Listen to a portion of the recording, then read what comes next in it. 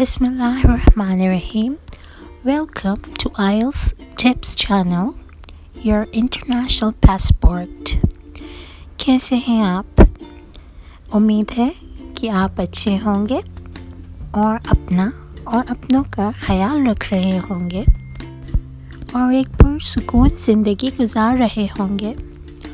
कभी ज़िंदगी एक पल में गुजर जाती है, कभी ज़िंदगी का एक पल नहीं गुजरता। यकीनन ये बात दिल के मौसम के ऊपर डिपेंड करती है। अगर दिल का मौसम अच्छा होता है तो हर चीज़ अच्छी लगती है, वक्त भी बहुत जल्दी गुजरता है। जबकि दिल का मौसम जब ख़राब होता है तो वो काले बादल जो दिल पर छाए होते हैं वो जल्दी नहीं झड़ते। खुदा करे कि आपकी ज़िंदगी से तमाम काले बादल हट जाएं और एक खुशगवार सुबह आ जाए। आमीन। तो चलें आज की टॉपिक पर चलते हैं। पिछली वीडियो में हमने ये देखा था कि आइल्स टेस्ट का फॉर्मेट क्या है, बाहर जाने के लिए हम आइल्स को किस तरह से इस्तेमाल कर सकते हैं और एकेडमिक टेस्ट हमें लेना चाहिए या तो फिर लाइफ स्किल्स लेना चाहिए, जनरल ट्रेनिंग लेना चाहिए, UKVI लेना चाहिए और इस तरह की छोटी छोटी बातें। आज की वीडियो का टॉपिक है कि आइल्स को कैसे स्कोर किया जाता है, यानी कि आइल्स टेस्ट की मार्किंग कैसे होती है।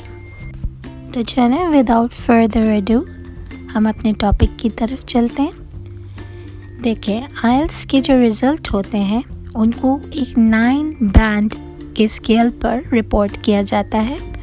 9 बैंड का स्केल सुनने में काफ़ी मुश्किल लग रहा होगा, बट बहुत सिंपल है। अगर हम इनको आसान अल्फाज में कहें तो 1 से लेकर 9 के बीच में हमें स्कोर मिलता है, उसी को बैंड कहते हैं। जैसे कि आपको मालूम है कि आइल्स टेस्ट के अंदर हमारे 4 स्किल्स चेक किए जाते हैं: listening, reading, writing and speaking. लिहाजा इन चारों को जब स्कोर किया जाता है तो इनका एक एक सेपरेट बैंड बनाया जाता है और इसके बाद इन चारों बैंड्स का एक एवरेज निकाल कर एक एवरेज बैंड स्कोर बनाया जाता है। तो आपकी जो यूनिवर्सिटी है वो ये ज़रूर देखेगी कि आपके चारों स्किल्स सेपरेटली किस लेवल पर हैं और आपका एवरेज जो है उसका क्या लेवल है। कुछ इंस्टीट्यूशंस ऐसे होते हैं जहाँ पर रीडिंग एंड राइटिंग ज़्यादा होता है, इसलिए वहाँ पर इन चीज़ों को ज़्यादा अहमियत दी जाती है।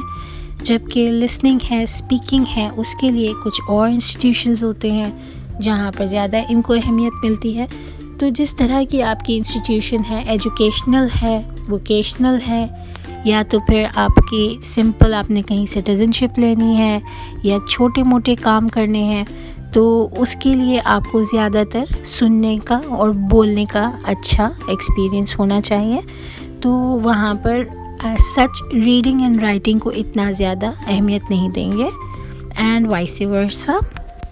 आपका जो टेस्ट रिपोर्ट फॉर्म होता है उसके अंदर ये सारे स्कोर्स रिकॉर्ड किए जाते हैं। इसके साथ आपकी अपनी डिटेल्स, जैसे कि आपका नाम, आपकी नेशनैलिटी, आपकी फ़र्स्ट लैंग्वेज और आपकी डेट ऑफ बर्थ और आपका पिक्चर, ये सारी चीज़ें उसमें होती हैं।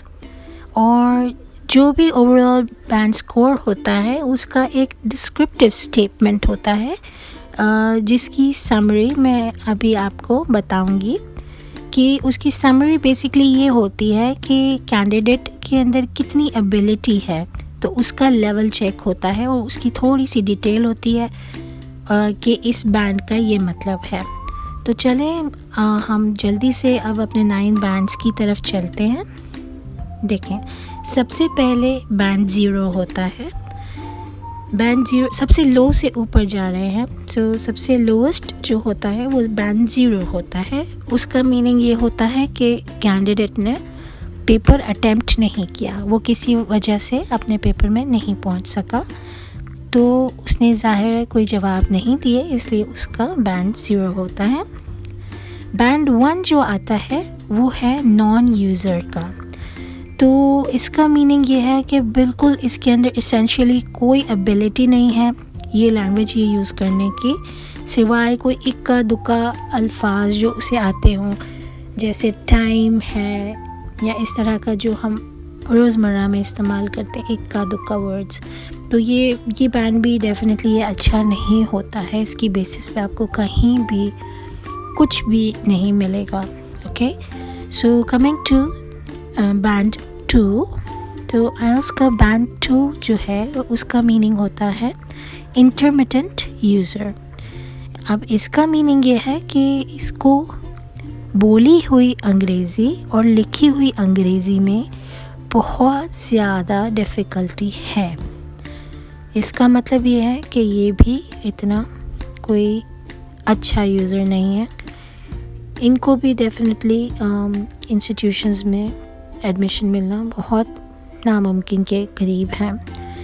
Coming to band 3 which means extremely limited user, तो ये वो होते हैं जो अपनी बात बता सकते हैं और समझ सकते हैं, लेकिन सिर्फ एक सरसरी तौर पर, एक जनरल मीनिंग जो होता है ना उसके अंदर और फेमिलियर सिचुएशंस के अंदर। तो जिनको ये समझता है, मतलब जिन चीज़ों से ये गुज़रता रहता है, फॉर एग्ज़ाम्पल एक फैक्ट्री वर्कर है तो वो जो काम करता रहता है रेगुलर बेसिस पे, तो उसके अंदर जो इक्का दुक्का अल्फाज अंग्रेज़ी के होते हैं या वो एक्शंस से समझ सकता है, तो उतना मतलब थोड़ा बहुत इसका यूजेज है। और इसके साथ ही साथ और चीज़ें भी हैं, जैसे जब ये अपनी बात समझाने की कोशिश करते हैं तो फ्रीक्वेंटली इनका कम्युनिकेशन टूटता रहता है। अब चलते हैं बैंड 4। बैंड 4 का मीनिंग है लिमिटेड यूज़र। अच्छा, लिमिटेड यूज़र वो होता है जिसकी बेसिक कॉम्पिटेंस जो है वो लिमिटेड होती है अपनी जान पहचान की सिचुएशंस में, और अक्सर उसको चीज़ें समझने में और एक्सप्रेस करने में प्रॉब्लम आती है, और मुश्किल लैंग्वेज को वो इस्तेमाल नहीं कर सकता, जो कॉम्प्लेक्स वर्ड्स होते हैं उनको इस्तेमाल नहीं कर सकता।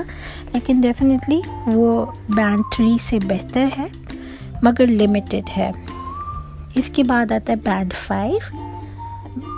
बैंड 5 का मीनिंग है मॉडेस्ट यूज़र।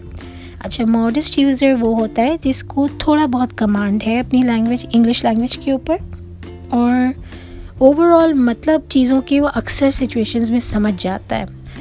इसके अलावा मतलब मिस्टेक्स वो बहुत ज़्यादा करता है लेकिन समझ जाता है फिर भी चीज़ों को, और बेसिक कम्युनिकेशन जो उसकी अपनी फील्ड में है उसको वो बस हैंडल कर पाएगा। यानी कि यहाँ से थोड़ा सा कुछ बेहतरी की तरफ हम स्टार्ट हो गए हैं, तो उसको अपनी फील्ड में रखेंगे तो वो थोड़ा बहुत समझा देगा अपनी बात।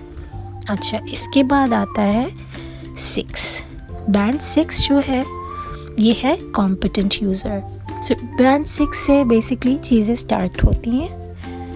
अच्छा, ये जो यूज़र है उसको जनरली जो है उसकी कमांड अच्छी है लैंग्वेज के ऊपर, जबकि कभी कभी वो गलतियाँ कर लेता है, कभी इनएक्यूरेट हो जाता है, कभी इनअप्रोप्रिएट हो जाता है, और कभी चीज़ों को अंडरस्टैंड नहीं कर पाता, यानी कि मिसअंडरस्टैंड कर देता है। और फेयरली कॉम्प्लेक्स लैंग्वेज जो होती है, यानी कि ठीक ठाक थोड़ी सी मुश्किल, उसको वो समझ लेगा, स्पेशली अगर सिचुएशन ऐसी है जो कि आम तौर पर उसके लिए फेमिलियर है। तो ये जो 6 बैंड है इसको काफ़ी यूनिवर्सिटीज़ एक्सेप्ट कर लेती हैं। इसके बाद चलते हैं हायर एंड जो बैंड्स हैं उनकी तरफ। बैंड 7 जो है he is a good user, और उसका ऑपरेशनल कमांड लैंग्वेज के ऊपर अच्छा है, जबकि कभी कभार इनएक्यूरेसी भी हो जाती है, इनअप्रोप्रिएट भी हो जाते हैं, मिसअंडरस्टैंडिंग भी हो जाती है कुछ सिचुएशंस में, लेकिन अमूमन वो कॉम्प्लेक्स लैंग्वेज, मुश्किल लैंग्वेज को अच्छे से संभाल लेता है और अच्छे से समझ लेता है डिटेल्ड रीजनिंग के साथ, मतलब उसकी रीजंस भी बता सकता है, उसकी डिटेल्स वो समझता है। ये एक अच्छा बैंड है और जनरली जो एवरेज आता है ना आइल्स वालों का, तो वो 6 तक आता है। 7 बैंड अच्छे बैंड्स में स्टार्ट हो चुका होता है। अब आता है बैंड 8। बैंड 8 है वेरी गुड यूज़र, और इसको पूरी तरह से फुल्ली ऑपरेशनल कमांड है लैंग्वेज की, और कभी कभार बस सिस्टमेटिक अनसिस्टमेटिक किस्म की इनएक्यूरेसी कर देता है और इनअप्रोप्रिएसीज आ जाती हैं, और कुछ मिसअंडरस्टैंडिंग्स भी हो सकती हैं ऐसी सिचुएशंस में जिनको वो समझता नहीं है या जो उनके लिए नई हैं। अदरवाइज़ कॉम्प्लेक्स और डिटेल्ड आर्ग्यूमेंटेशन भी बहुत अच्छे से कर लेता है आपके साथ, एक अच्छी कन्वर्सेशन को वो कर सकेगा। इसके बाद डेफिनेटली आता है जो टॉप मोस्ट बैंड होता है, बैंड 9। इसके ऊपर कोई बैंड नहीं है, so this is the cream of the crowd. तो ये है band 9 expert user. Expert user के पास फुल्ली ऑपरेशनल कमांड होता है लैंग्वेज का, जो कि अप्रोप्रिएट हर जगह सही इस्तेमाल अल्फाज का, और एक्यूरेट और फ्लुएंट होता है। फ्लुएंट का मतलब होता है कि रवानी में बोलता है, और कंप्लीट अंडरस्टैंडिंग, पूरी तरह से चीज़ों को समझता है और अच्छे से बोल सकता है। सो इससे ऊपर कोई है नहीं, दैट मीन्स ये परफेक्ट स्कोर है। तो हमारी आइल्स प्रैक्टिस का एम 9 बैंड ही होना चाहिए।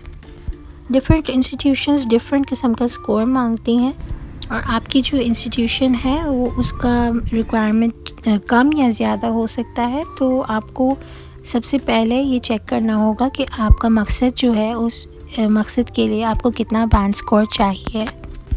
सो आज की वीडियो में हमने बैंड स्कोर्स की डिटेल्स समझी हैं। अब इंशाल्लाह हमें 9 बैंड स्कोर की तैयारी करनी है।